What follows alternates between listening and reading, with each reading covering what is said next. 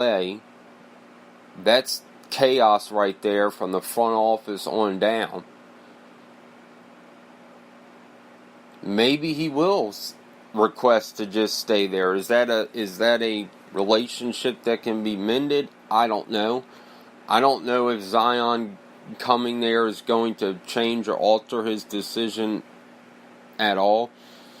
But if he does decide to get traded,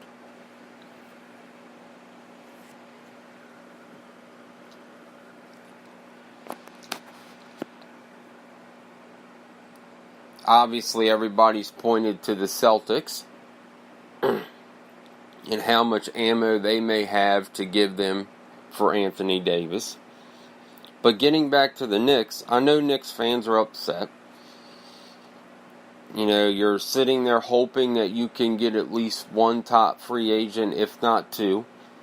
You're thinking you're going to get the number 1 overall pick, and you don't. You get the third. But that third one, if they do take R.J. Barrett, which I believe that they should take R.J. Barrett, that's a really good pick right there. That's a starting NBA player right now.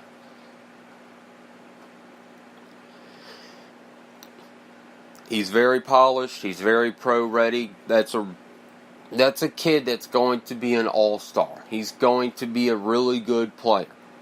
So Knicks fans, don't be totally upset.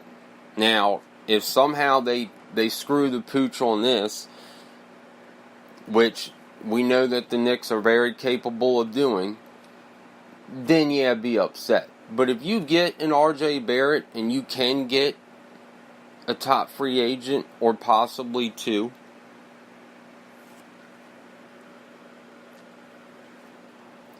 that's a good focal point. That's a good place to be. But again, all of what we're hearing with Kyrie and Kevin Durant, you got to remember, it's all rumors. Nothing is solid yet. We don't know where Kyrie wants to play next season yet. We hear the Knicks, but we also hear the Nets. And with KD, we don't even know if he's leaving yet.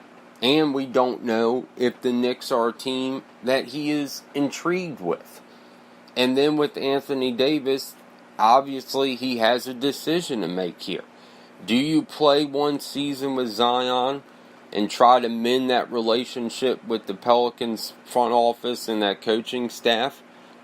Or do you say, hey, you need to trade me now or this is going to be a mess next season for you? I don't think that this changes Anthony Davis' decision. I don't. I think with what happened, with a little bit how he handled it and a little bit with how the Pelicans handled it, trying to make a trade when he wanted a trade, that's a hard thing to come back from. So either way, I don't expect Anthony Davis to be in a Pelicans uniform next season. Question is, who's going to trade for him? Because he's still under contract. So if he does want to go to LA, either New Orleans does get a trade done with LA, and maybe it could involve that 4th overall pick. We don't know. We don't know what the Lakers are thinking there. Or maybe the Lakers are sitting there thinking, you know what? Let them get traded to a Boston or to a Clippers, because he would only be there for one season, and then he would become an unrestricted free agent, and then we can get him without having to trade nothing. We don't know what the Lakers are thinking. Okay, the Lakers just hired Frank Vogel and then appointed his staff for him, and one of those people were Jason Kidd. And I do think that's going to cause a divide in LA, because I think you're going to start to have players that are going to pay more attention to Jason Kidd than they are Frank Vogel.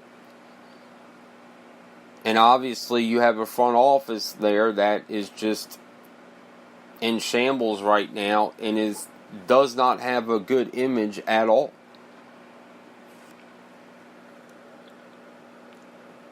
And we know Anthony Davis does want to play in LA. He has openly said that he wants to play with LeBron and he wants to play in LA. And is the chaos that the Lakers are dealing with right now, front office-wise, is that hindering his decision? I don't know. Because I think he just really wants to play with LeBron. And he knows that just him getting there with LeBron would completely change that team. And we don't know what the Lakers are sitting here. They just got the 4th overall pick. They didn't think that they were going to get a pick in the top 5. So do they try to package that in a trade with New Orleans for Anthony Davis? We don't know. I mean, we don't even know yet for 100% that Kyrie is going to leave Boston. And like I said, we don't know if KD is going to leave Golden State. But I guarantee you we're going to hear plenty of rumors and reports over the next several months in the off season. Tonight, Game 2, Bucks-Raptors, 8:30 p.m. on TNT. Bucks are favored by 6.5. You know, the Raptors in that Game 1, they played their ass off, man. They played their ass off, but Bucks were just too strong. The Bucks are for real. And I gotta admit, I thought the Bucks were going to be one of those teams, great regular season, not a great postseason. Because you have your teams that are built for the regular season, but it's a whole different animal to be built for the postseason. You're not just playing a team once. You're playing a team at least 5 times, if not 7. You're going to know each other very, very well. You got to have that depth. And one thing that I said about the Bucks, that obviously a lot of people did, was after Giannis Antetokounmpo, which big player did they have? But give credit where credit is due. Those other players have stepped up, and the Bucks are playing really good basketball, and I think that they're going to win tonight. I think the Bucks are going to win this series against Toronto. They're the better overall team. The Bucks are the better overall team. And when you look at matchup, if Golden State does get by Portland, when you look at matchup,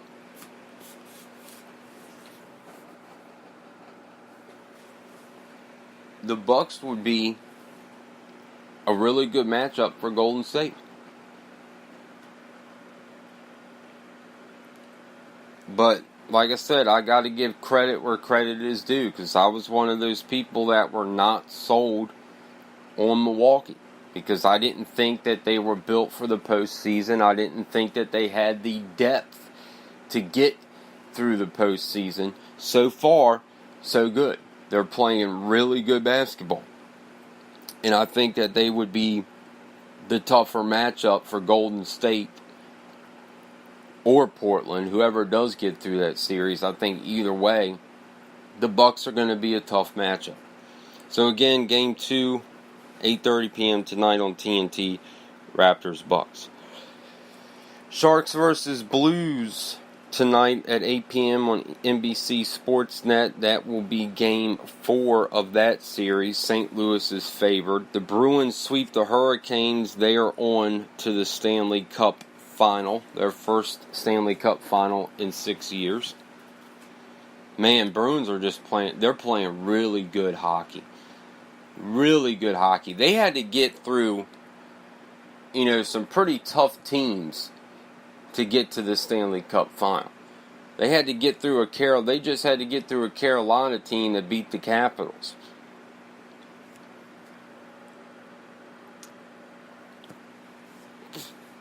And they swept them.